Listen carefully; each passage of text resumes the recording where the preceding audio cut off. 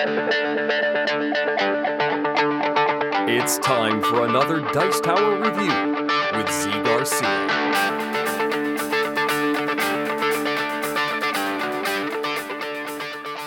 Hey everybody, Z Garcia here, and today I am reviewing this table I am sitting at, actually. This table I'm sitting at here is a GEEKNSON made table. This is what they call the Denis model of the table. And there's a decent amount of stuff to it. It's a gaming table, also could be a dinner table, of course. As you can see here, it is fully built up now. But I'm going to show you that below this surface here, there are a few different layers. There's a few different things I'm going to be giving you a peek at. Then, like in every other review, we'll come back and I'll give you some final thoughts. So let's take a look at it. So as you can see, the leaves here are removable, and there are several of them. You can just push up the one on the edge, and the other ones can then be removed after that first one. Below this level is a felt level, which is an insert into the table, this one in green, that has a felt finish onto it. And so this top level can easily be removed as long as you have somewhere to store these leaves, and then easily built back in. Now below this felt level is a sheet of plexiglass, and here you can see the insert being put back into the table. I do recommend, if you can, that you do this with two people because it is pretty heavy. But you can see that sliding in there, the tabs that will help you remove it again, and then the plexiglass below that, which can be used for paper mats or something like that. Especially useful for war gamers, for instance. But here you can see I have a paper sheet for Birth, a dice game. And so I have limited use for it, but definitely if you are someone that uses a lot of paper mats, you know, this is going to be good. Now here is the very bottom of the table, and this is just a wooden finish. You can even play on this surface if you wanted to. Now around the entire table there's a rail system, and it comes with many different attachments. Here you can see this cup holder, and the cup holder itself has cork on the bottom of it, which is very cool. And there's even little trays for components, things like that you can use during your games to keep all of your bits from getting away from you. And there are even bigger ones that you can get that will keep lots of components right there by your side. With this rail system, you can slide these anywhere you want to, and it goes around the entire table. So you can have a cup holder exactly where you need it. You know, you can keep your bits exactly where you need them. And even as you can see here, this is a wine glass holder.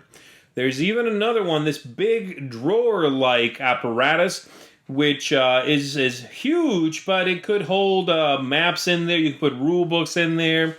I assume this is very handy for role-playing sessions, which I don't do a lot of myself, but this is a really cool attachment. And here you can see how the table can be split into different surfaces, and there's even these little attachments for the inside. Now, next up here, I'm going to show you the lights that are in the table. These are LED strips that run alongside the table, and they come in a bunch of different colors, so you can, you know, with a little remote control that comes with the table, you can change the lighting, and it's a very surreal thing. You can even make it flash, as you can see there. It's a strange feature for sure. I'll talk about it more a little bit later. All right, we're going to go handheld for a second so I can show you real quick a system built into these leaves that is designed to catch water and have it travel down this way here, out to the edging out here, and then outside of the table through these tiny little holes you may be able to see right there. All right, and they're built into the leaves right in there. Okay, there's a rubber edge right there. So we're going to put this back on. And as you can see, there's my felt on the bottom. And we are going to test this bad boy. I have some water right here. So I'm going to spill it right on the table here, and we're going to see if we can maybe catch it running down the edge. all the way out here and down the holes on the side, okay? And then we'll check the table below that a while later. So here we go. All right. Oh yeah, baby. This is heartbreaking a little bit, but it's got to be done. All right. So there you go. Let's get a little bit of that bad boy in there. Get in there. So as you can see, I don't know if you can tell on the video, but the water's kind of trapped right there. And it is making its way. It makes its way out of the table. And out into this groove here. I can see a little bit of liquid down there already. And so I'm going to clean this up here. And then we are going to remove the leaves and take a look at the table, take a look at that groove on the edge, all right? I've come around the table to show you that here on the floor it's already started to spill out that water that I dumped on the table. As you can see, the table has those little grooves and they push the water to the edge and then out of little holes on the bottom of the table here, and then just spill that water out onto the floor where it's away from your inside, from the insert in the table, away from your felt, So I just wanted to give you a close-up look at that. We're going to go ahead now and take off the leaves here and take a look at the felt in there. Alright, so I've waited a little bit for the water to hopefully make its way out of the groove here. We're going to pop these off and take a look at it. Going to start over here, take that off, take that off. And the water was pretty much between these. So let me first move both together and take a look under here. Alright, seems fine. Seems like maybe a little drop got on there. And then I'm going to pull these apart. And yeah, there's some water in there still. There we go. But definitely. And now we're going to take a look at this here. There you go. You should be able to see some water that collected in that groove. I don't know if you can quite pick that up on the camera there. But basically, the idea here is to not have it all go directly through to the felt. As long as it catches on here, I can dab that off no problem. But if it went straight to the felt, that would be much more problematic. So I think we can say that the system is a success. It kept all that water I spilled on this, and I was pretty liberal with it, off of the felt, which is the big deal. And so I think that's a neat feature. Again, something I don't really want to ever have to use, but I wanted to give you a look at how that little gasket system worked. So there you have it, a little overview for you. As you can see, there's quite a few odds and ends to the table. There really is a lot to it. And there's a lot of it I do enjoy. I like most of it. I'm very happy with the table. I think the table is very solidly constructed. It's a strong table. It's a heavy table. And you can tell that the quality of the material used is solid. So I like that a lot. The levels that the table gives you with this surface here on top of it, and then below that, the vault as they call it, with the felt on top of it, and then below that, of course, the plexiglass, all the way to below that, the bottom. I mostly use the felt level for reviews and things like that to play games on, but I do enjoy this surface as well. And actually what I typically end up doing is setting up on the side over here a piece of the table that has this finish, and then go down to the felt for reviews and just sort of use that in as a workstation and record from here.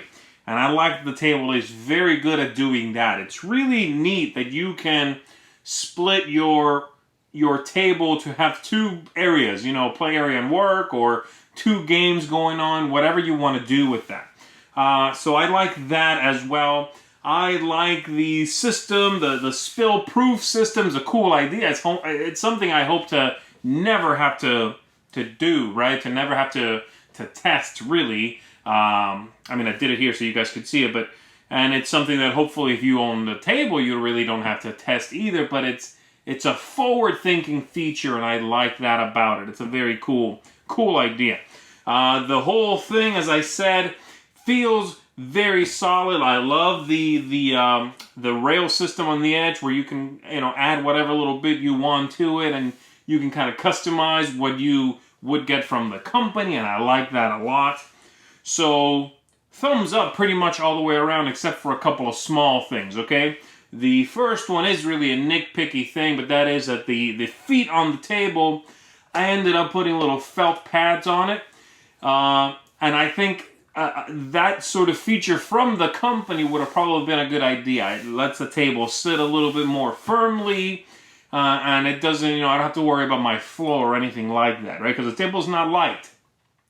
Second thing is the table, the company says that they are very easy to put together, and it's mostly one piece, but putting the legs in was actually kind of troublesome because the space because of the construction, the space between the leg and where you have to put that nut and tighten it is not plentiful. It's kind of hard to get your fingers in there. My hands are not that big, but they're not that small either, and I kind of had a hard time putting the legs in place. Once I got it going, it was not a problem, but it's not 15 minutes either. It's going to take you a little bit. So getting all of that in place and setting it up the first time is going to take a little bit of a time investment.